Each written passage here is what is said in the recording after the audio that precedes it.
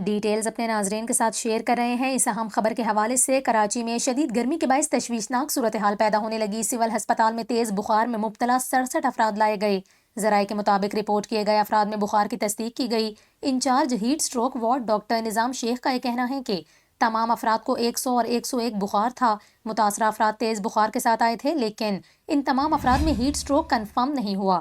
Doctor نظام کا بتانا ہے کہ شدید گرمی سے تیز بخار اور دیگر امراض سامنے آ رہے ہیں۔ ڈاکٹرز کی جانب سے عوام کو اس شدید گرمی میں احتیاطی تدابیر اختیار کرنے کا مشورہ دیا گیا ہے۔ ماہرین کا یہ کہنا ہے کہ عوام اس موسم میں زیادہ پانی پئیں تاکہ ڈی ہائیڈریشن سے بچا جا سکے۔ ٹھنڈے مشروبات کا زیادہ سے زیادہ استعمال کیا جائے۔ غیر ضروری طور پر گھر سے باہر نہ نکلیں۔ دھوپ میں براہ راست جاتے وقت سر پر گیلا تولیہ استعمال لازمی کیا جائے تاکہ ہیٹ سٹروک سے بچا جا سکے۔ دوسری جانب آپ کو بتائیں، محکمہ موسمیات کا یہ کہنا ہے کراچی میں آج بھی شدید گرم موسم رہا۔ محکمہ موسمیات کے مطابق آئندہ 2 سے 3 روز تک شہر قائد میں ہیٹ سٹروک جیسی صورتحال رہ سکتی ہے۔